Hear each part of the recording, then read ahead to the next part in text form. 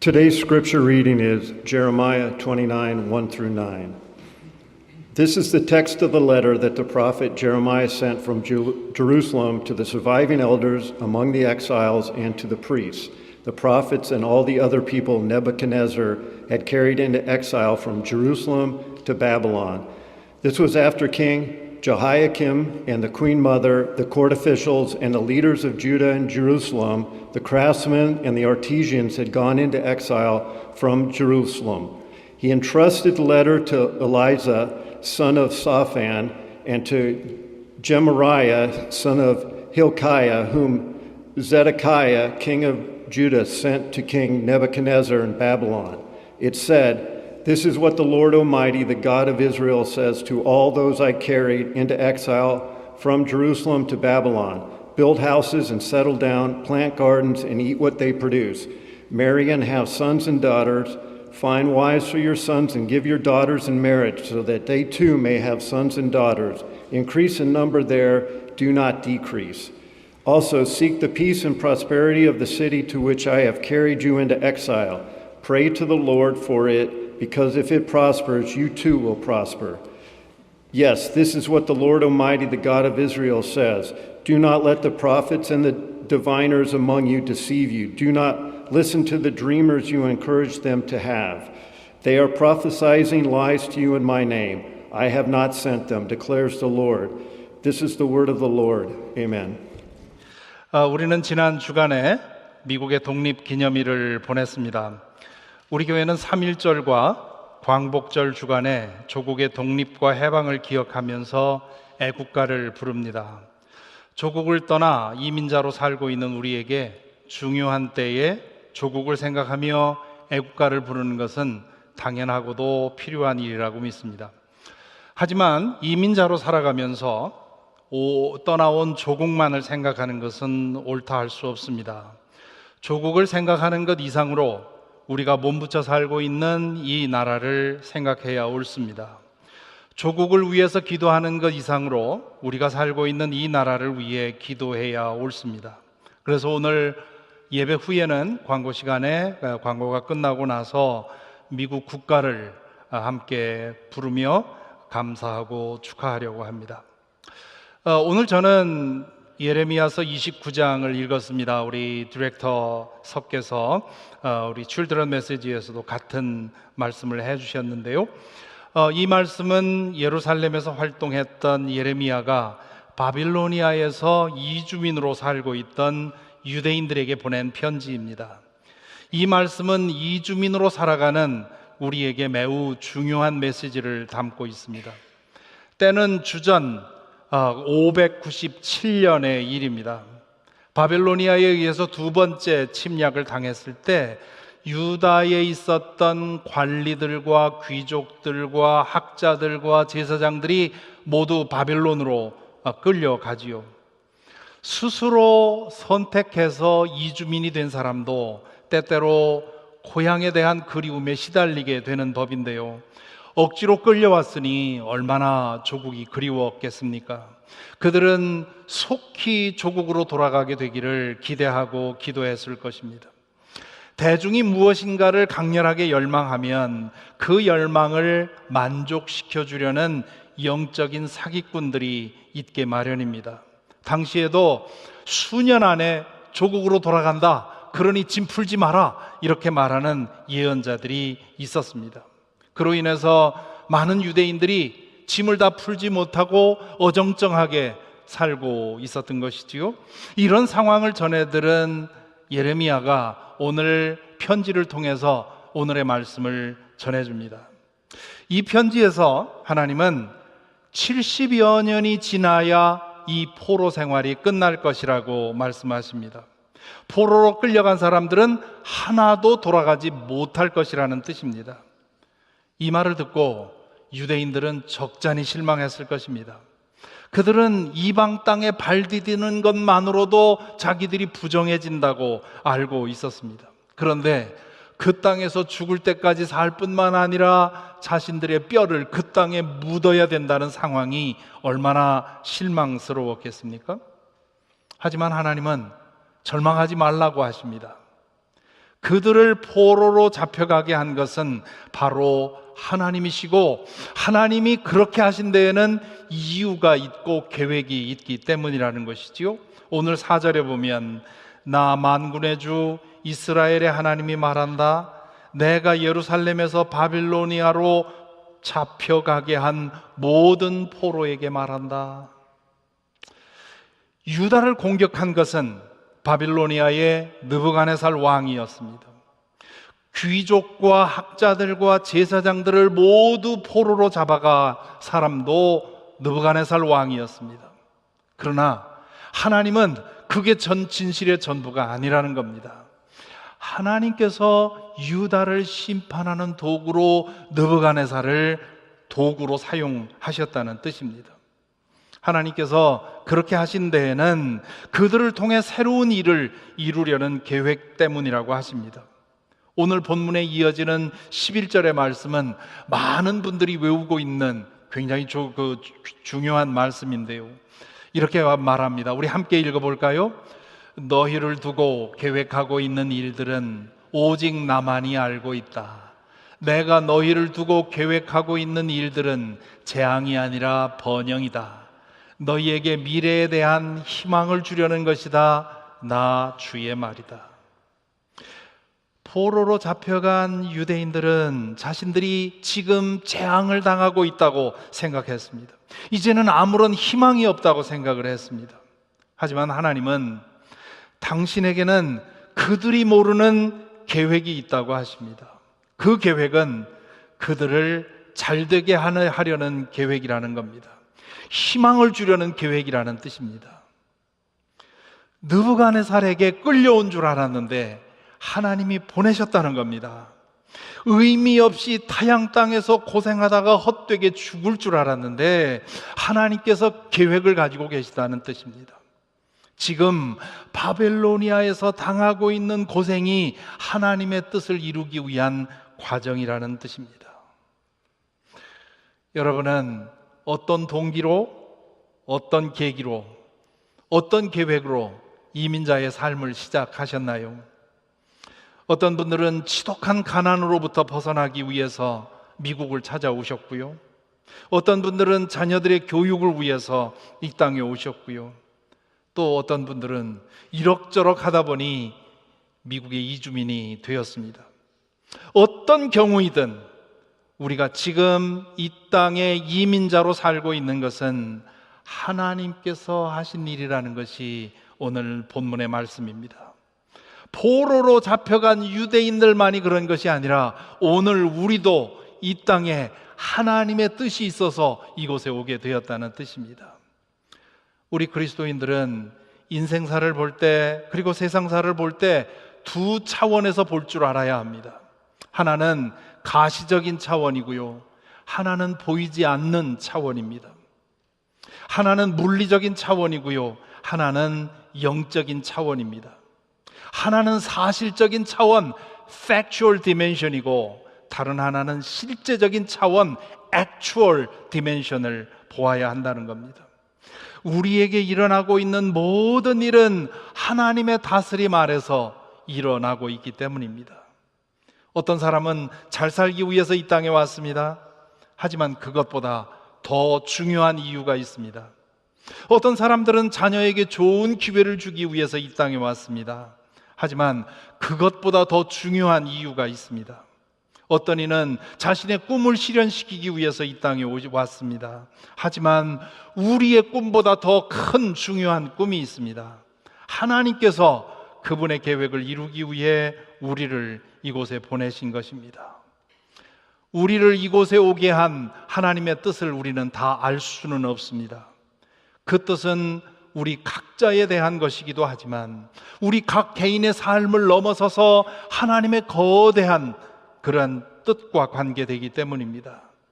우리가 우리의 삶만 주목하면 하나님의 뜻을 알 수가 없습니다. 그 뜻은 우리가 이루는 것이 아니라 하나님이 이루시는 것입니다. 따라서 우리가 할 일은 뜻을 세우시고 그 뜻을 이루어 가시는 하나님께 모든 것을 맡기고 하루하루 우리가 살아갈 몫의 삶을 살아야 하는 것입니다. 그렇게 말씀하시면서 하나님은 예레미야를 통해서 바벨로니아의 이주민으로 살아가고 있는 유대인들에게 두 가지 말씀을 주십니다. 첫째는 속히 짐 보따리를 풀고 바빌로니아에 정착하고 번성하라고 하십니다. 그들은 그곳에서 살다가 그곳에 뼈를 묻게 되어 있습니다. 그러니 바빌로니아를 제2의 조국으로 삼고 그곳에 뿌리 내리고 그곳에서 번성하라는 겁니다. 그래서 5절 6절에서 이렇게 말하지요. 너희는 그곳에 집을 짓고 정착하여라. 과수원도 만들고 그 열매도 따먹어라.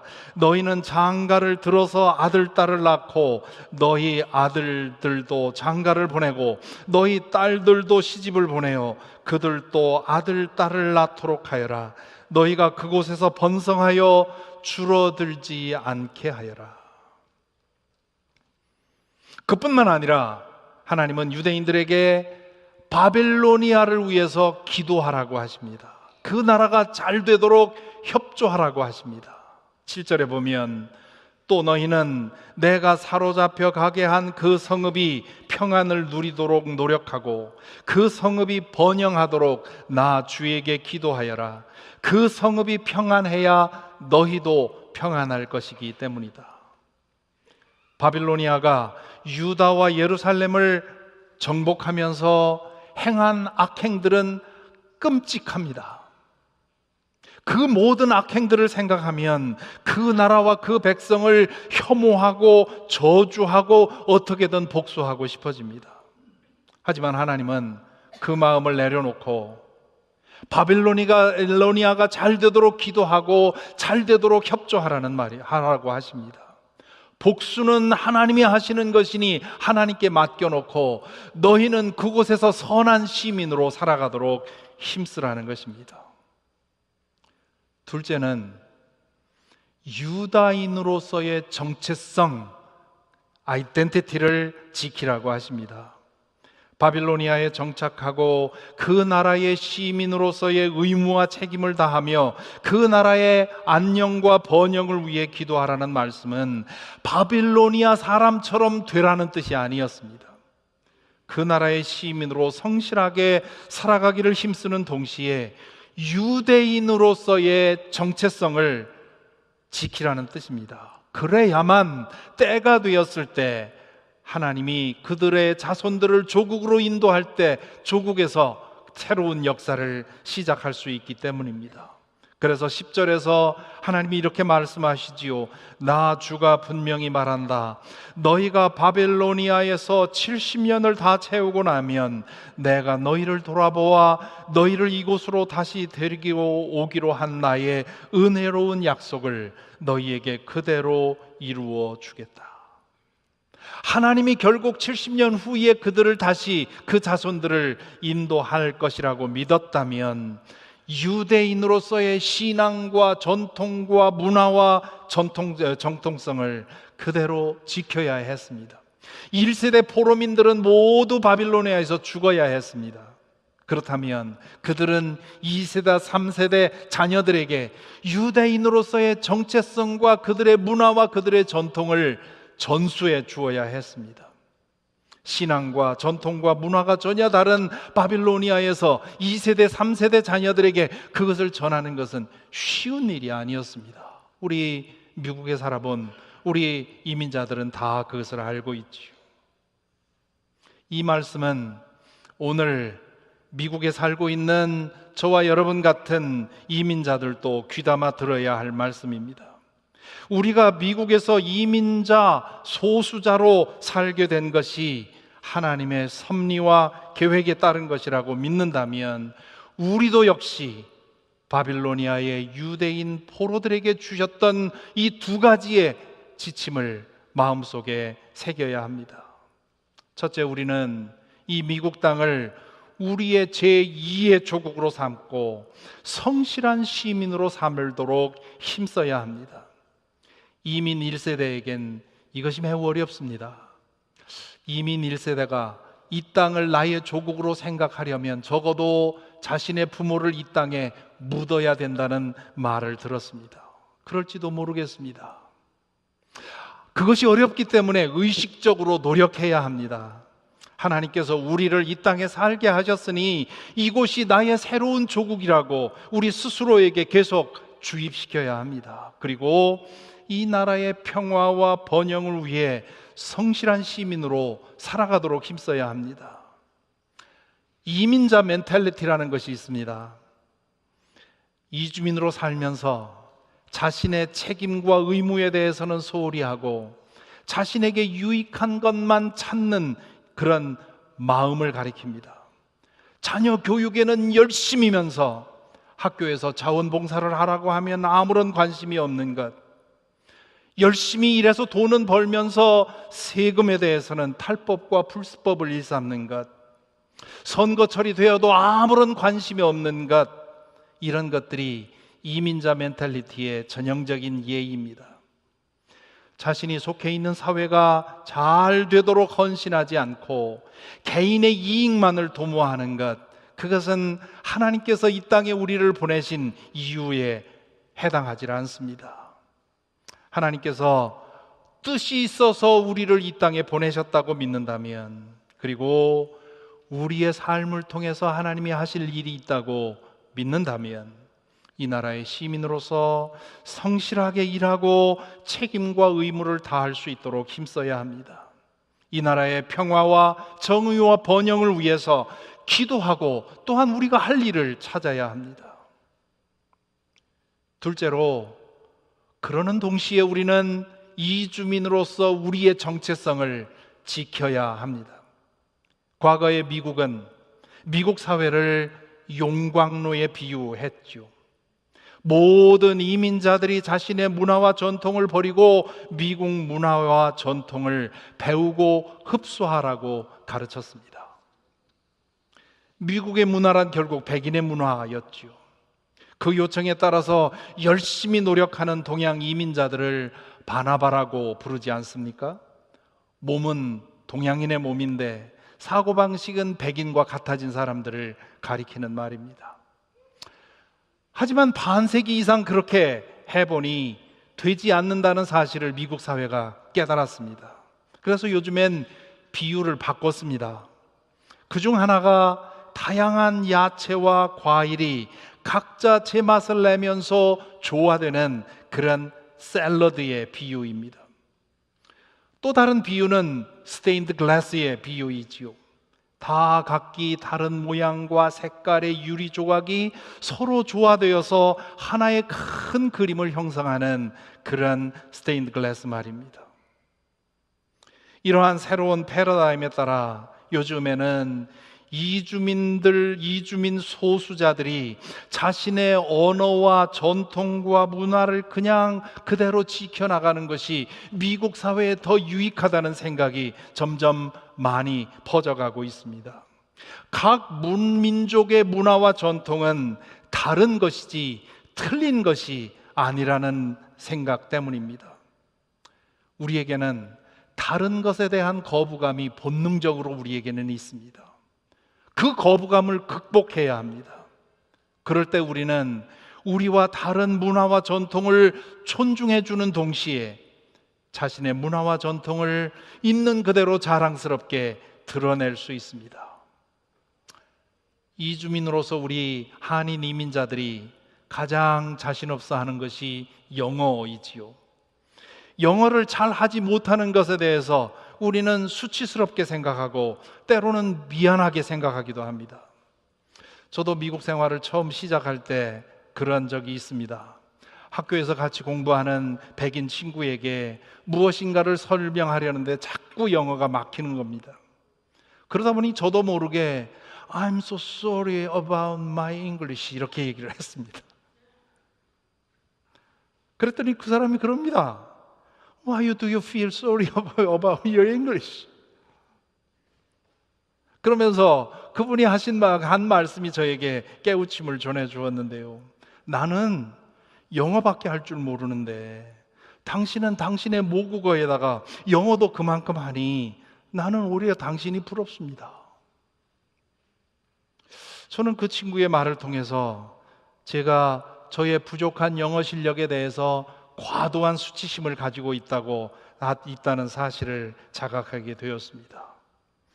영어에 대해 우리가 수치심을 가지는 이유에 대해서 제 친구 중 하나가 그렇게 얘기를 하더군요. 우리는 어렸을 때부터 영어를 매 맞으면서 배워서 그래. 맞는 것 같습니다. 영어를 하다가 틀릴 때마다 스스로 혼내는 거지요. 맨 처음에 미국에 와서 살 때 만났던 한 분이 생각이 납니다. 이분이 운전을 하다가 차가 하이웨이에서 멈췄다고 저에게 전화를 했습니다.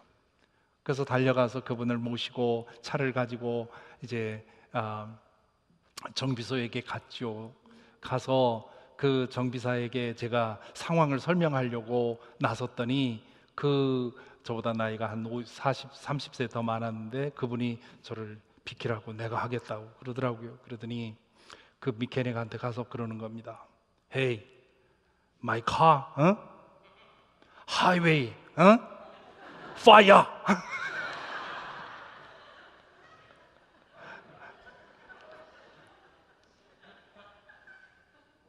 그랬더니 그 미케닉이 I got it.